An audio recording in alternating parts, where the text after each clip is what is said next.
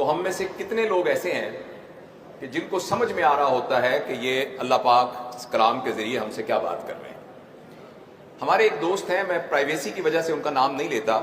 وہ پاکستان کے ایک صوبے کے چیف جسٹس ریٹائر ہوئے تھے، تو انہوں نے یہ واقعہ بتایا کہ میں ایک سرکاری ڈیلیگیشن کے ساتھ سعودی عرب گیا، تو وہاں انہیں عمرے کے لیے بھی ہمیں لے گئے، تو عمرے میں انہوں نے پروٹوکال دیا، تو بالکل پہلی صف میں امام صاحب کے پیچھے ہی ہم نماز پڑھ رہے تھے، تو فجر کی نماز تھی،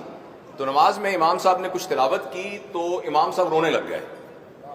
اور جو میرے دائیں بائیں لوگ تھے وہ بھی رونے لگ گئے۔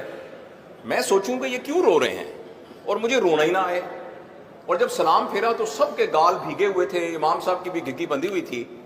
مجھے بڑی شرم آئی کہ مجھے تو رونا ہی نہیں آیا، پتہ نہیں کوئی ایسی کیا خاص بات تھی۔ تو میں نے ساتھ والے سے پوچھا، اس نے کہا آپ نے سنا نہیں جب انہوں نے کہا تھا وَامْتَازُوا الْيَوْمَ أَيُّهَا الْمُجْرِمُونَ، تو اس پر امام صاحب کی رونے لگ گئے۔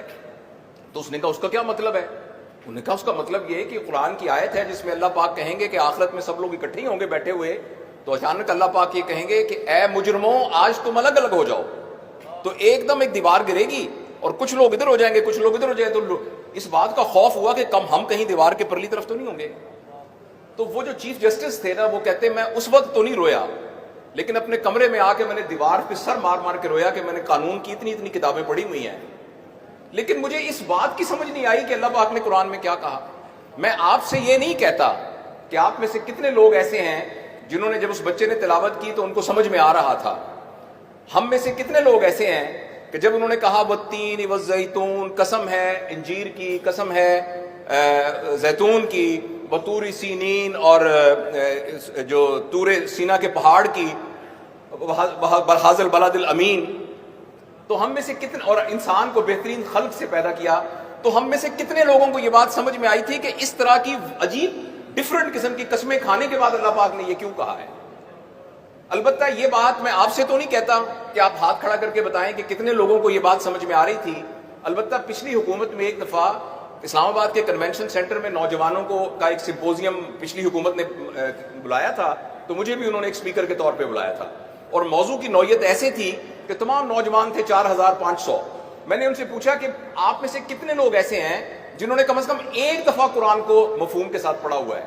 آپ یقین کریں کہ وہ 4500 جو کہ پوسٹ گریجویٹ تھے، پی ایچ ڈی بھی تھے، ان میں سے ایک بھی ہاتھ کھڑا نہیں ہوا۔ تو مجھے ابھی بیٹھے بیٹھے یہ خیال آیا کہ میرے بہت ہی پیارے دوستوں، بہت ہی پیارے بھائیوں، تھوڑے ہی عرصے کے بعد ہم نے اس دنیا سے چلے جانا ہے، اور اللہ کے سامنے پیش ہو کے ہم نے جو کچھ اس دنیا میں کیا ہے اس کا حساب دینا ہے۔ اس حساب میں ساتھ حضرت ابو بکر صدیق بھی حساب دے رہے ہوں گے، حضرت عمر، حضرت علی بن ابی طالب، حضرت عثمان، صحابہ، یہ سب حساب دے رہے ہوں گے جنہوں نے اپنی پوری، اور میں اور آپ بھی وہاں کھڑے ہو کے اللہ کے سامنے حساب دے رہے ہوں گے۔ آج کی اس تقریب میں میرے خیال میں آپ سے دست بدستہ گزارش کرتا ہوں، ٹیک ہوم میسج یہ ہے کہ آپ کے بچے کے ایف ایس سی میں نمبر نہیں آئے، اس بات پر گھر میں 10 دن سوگ ہوتا ہے، تو اس بات پر بھی سوگ ہونا چاہیے کہ میرے بچے کو تو قرآن کا پتہ ہی نہیں ہے۔ بچے کو کیا، مجھے بھی نہیں پتا، میں ایک جگہ کا بڑا افسر ہوں، میں بہت مالدار ہوں، میری بڑی پراپرٹی ہے، میں نے ایک دفعہ بھی قرآن کو مفہوم کے ساتھ نہیں پڑھا۔ آپ حضرات کچھ لوگوں کا تعلق آرمی سے ہے، آپ ایک ایکسپیڈیشن کے لیے کوئی بھیجیں اور ان کو ایک مینول دیں جس میں سارا روڈ میپ ہو، اور وہ آپ کا جو بندہ ہے وہ وہاں جائے اور جا کے وہ روڈ میپ ہی نہ کھولے۔ تو اس طریقے سے اللہ تعالیٰ نے اس دنیا میں ہمیں بھیجا تھا کہ ہم یہاں آ کر لارجر دین لائف کوئی کام کر کے جا سکے۔ نبی کو مثال کے طور پر بھیجا اور ایک مینول بھیجا۔ میں آپ سے صرف گزارش کرنا چاہتا ہوں کہ میں کوئی عالم نہیں ہوں، کوئی لمبی چوڑی آپ سے کوئی مذہبی گفتگو نہیں کر سکتا، صرف یہ گزارش کرتا ہوں کہ آج سے ایک عہد کر لیجئے کہ آج سے، کل سے نہیں، آج سے گھر کے تمام افراد کو اکٹھے کر کے کم از کم آدھے گھنٹے کے لیے سارے لوگ اہتمام سے قرآن کا کم از کم ایک رکوع ترجمے کے ساتھ پڑھیں گے۔ میں آپ کو پوری ذمہ داری سے کہتا ہوں آپ یہ گھر میں کرنا شروع کر دیجئے۔ قرآن خود معلم ہے، قرآن خود ہمیں سکھانے لگ جائے گا۔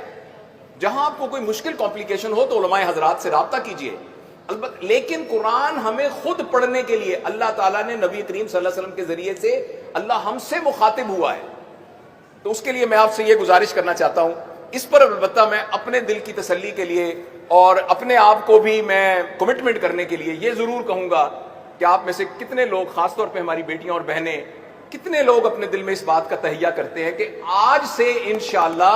ہمارے گھر میں کم از کم ایک رکوع قرآن کا پڑھا جائے گا، ہماری اولاد، ہمارے بیوی بچے، ہمارے گھر کے ملازم، ہمارے کھانا کھانے والے قیامت کے دن ہمارا گریبان پکڑیں گے. ہمارے وہ بچے جن کو ہم نے پڑھا لکھا کھلا کے پتہ نہیں کہاں پہنچا دیا، وہ ہمارا گریبان پکڑیں گے کہ آپ اتنے پڑھے لکھے، اتنے مالدار، اتنا سب کچھ تھے، آپ نے ہمیں ایک دفعہ بھی قرآن نہیں پڑھ کے مفہوم بتایا.